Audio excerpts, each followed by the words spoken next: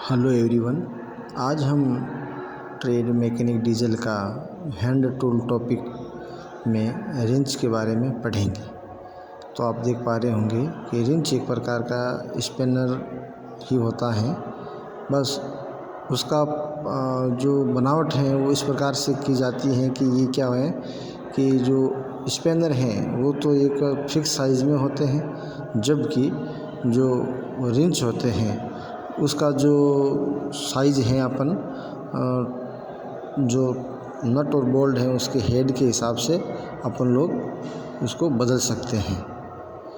तो आप रिंच के प्रकार देख सकते हैं कि जो रिंच अपन लोग वर्कशॉप में यूज़ लेते हैं तो वो आपके ratchet wrench, pipe wrench, torque wrench, chain pipe wrench, Allen key, air impact wrench type की रिंच अवेलेबल होते हैं। तो हम बात करेंगे रेचेट रिंच की। तो आप देखेंगे रेचेट रिंच है, इसके दो भाग होते हैं, एक तो रेचेट हैंडल और दूसरा होता है बॉक्स स्पैनर या सॉकेट। अपन बॉक्स जो स्पैनर हैं या सॉकेट है जिसको अपन लोकल भाषा में टोमी बोलते हैं, उसको अपन लोग नट या बोल्ट के ऊपर लगाने के बाद जो रेचेट हैंडल है उसको लगाने के बाद उसको लगातार अपन लोग काम करते रहते हैं। हमें बाहर निकालने की आवश्यकता नहीं रहती है उसके हेड से, क्योंकि उसके अंदर एक लगा रहता है, लीवर लगा रहता है। जो लीवर हम जैसे उसको ऑन करते हैं तो वो लगातार एक ही दिशा में काम करता रहता है।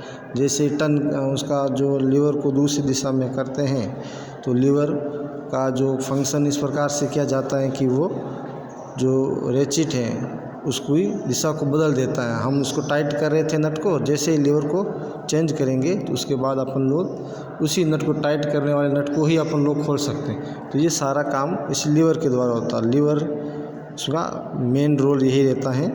ये क्या करता है कि नट को लगातार बिना हेड से निकाले लगातार काम कर सकता है। तो ये रेचेट रिंच रहता है। इसके बाद हम लोग देखते हैं पाइप रिंच। तो पाइप रिंच क्या है आप देखिए। तो पाइप रिंच क्या है कि इस रिंच में एक सिरे पर दो प्लेट लगी होती हैं। इन प्लेटों के सिरों पर खांचे बने होते हैं तथा एक चेन रिवेट द्वारा इससे जुड़ी होती हैं। पाइप को पकड़ने के लिए इसे पाइप पर लपेटकर रिंच में बने ग्रूव में फंसा दिया जाता है। अब रिंच को घुमाने पर पाइप भी रिंच के साथ घूमता है। आप इसका डायग्राम ये देख सकते हैं। तो ये क्या है कि सामान्यतः जो गोल आकार की पाइप होते हैं उन्हें खोलने के लिए जिनका आकार है वो निश्चित नहीं होता है, बड़े पाइप होते हैं, इतने बड़े आकार के रिंच होना मुश्किल है, अवेलेबल मार्केट में होते ही नहीं है। तो अपन लोग क्या करते हैं, इस चेन पाइप रिंच का प्रयोग करते हैं। ठीक है, इसके बाद आता है पाइप रिंच, जो कि आप देख पा रहे होंगे और आम जिंदगी में लोगों के द्वारा आपने कहीं ना कहीं इसको यूज लेते हुए देखा होगा। तो आप इसे देख सकते हैं, ये पाइप रिंच है और इसमें हैंडल का एक सिरे पर स्थित जबड़ा होता है, जो दूसरा जो होता है वो मूवेबल होता है। तो जो आप देख पा रहे हैं ये फिक्स है और ये मूवेबल जबड़ा है। तो ये क्या करेंगे अपन लोग, इसका बीच में कोई भी पाइप वगैरह है या कोई अपना विशेष का जो टूल है उसको फंसाएंगे, जो भी नट बोल्ट है। और ये जो इसके ऊपर एक नट लगा रहता है इसको अपन लोग घुमाते हैं। नट ने बोलकर इसे आप कह सकते हैं।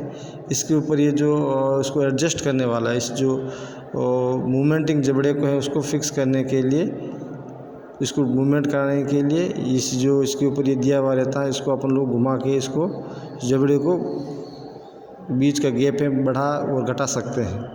तो ये रहता है हमारा पाइप रिंच। इसके बाद आती है एलन की। तो एलन की आप देखते होंगे, एलन की क्या है कि ये एक प्रकार का स्पेशल टूल ही है। ठीक है, तो मशीनों में कई तंग जगहों पर एक विशेष प्रकार के हैंड वाले स्क्रू वो बोल्ट प्रयोग में लिए जाते हैं, जो विशेष प्रकार के जो हेड होते हैं। ठीक है, जैसा कि आप इस डायग्राम में देख सकते हो। तो ये जो स्क्रू है इसका जो हेड है वो षट भुजाकार है और इसके अंदर की साइड में एक हो रहता है, ग्रूव रहता है और इस ग्रूव में ये जो एलन की है इसके फंसा के इसको खोला जाता है। ठीक है। तो आप इसमें देख पा रहे होंगे कि यह एलन की एक स्टील की षटभुजाकार रोड को 90 डिग्री पर मोड़ कर बनाया जाता है। तो आप इस डायग्राम में देख सकते हैं। तो ये आपका रहता है एलन की। उसके बाद देखते हैं टॉर्क रिंच। जो टॉर्क रिंच हैं वो क्या है कि जो टॉर्क रिंच हैं आप देख पा रहे होंगे कि अपने मैकेनिक ट्रेड के अंदर इसका सबसे ज़्यादा प्रयोग कहाँ किया जाता है, तो वो जो हेड होता है इंजन के हेड को टाइट करने के लिए टॉर्क रिंच का प्रयोग किया जाता है। ये एग्ज़ाम में प्रश्न पूछा भी जाता है। तो आप देख पा रहे होंगे कि इस नट का प्रयोग सॉकेट स्पैनर के साथ किया जाता है। इस रिंच द्वारा नट को खोलने तथा कसते समय प्रयुक्त शक्ति को मापा जा सकता है। इस रिंच का प्रयोग करने से बोल्ट तथा स्टड को खोलते समय उसके टूटने की संभावना नहीं रहती, क्योंकि इसके ऊपर आप देख पा रहे होंगे ये एक डायल इंडिकेटर लगा रहता है। डायल इंडिकेटर मतलब एक प्रकार का आप ये समझिए कि इसके ऊपर जो हम बल लगा रहे हैं, ताकत लगा रहे हैं, वो कितनी लगती है तो वो इसके अंदर शो की जाती है। इस वजह से वो नट टूटने से बच जाता है। ठीक है। टॉर्क रिंच का प्रयोग ऑटोमोबाइल तथा हवाई जहाज संबंधित कार्यों में किया जाता है। तो यही है टॉर्क रिंच, और ये काफ़ी एडवांस्ड समझ सकते हैं, क्योंकि जितना उस मैन्युफैक्चरर ने उस इंजन के जो हेड को कसने के लिए जितनी एक सीमा तय की गई, उसी सीमा तक हम इसको यूज ले सकते हैं। ज़्यादा लेने पर ये क्या होता है, फ्री हो जाता है, उसमें कट कट की आवाज़ आने लगती है और ये एक प्रकार से फ्री हो जाता है। तो हमें पता चल जाता है कि भाई इसका यही यूज है। इसके बाद देखिए आप एयर इम्पैक्ट रिंच। तो ये एयर इम्पैक्ट रिंच है, आपने कई दफ़ा लोगों ने देखे होंगे जहाँ पे काम फास्ट करना होता है, जल्दी करना होता है, वहाँ पे इसका प्रयोग किया जाता है और इसको हवा के द्वारा चलाया जाता है। खैर इसका देखते हैं।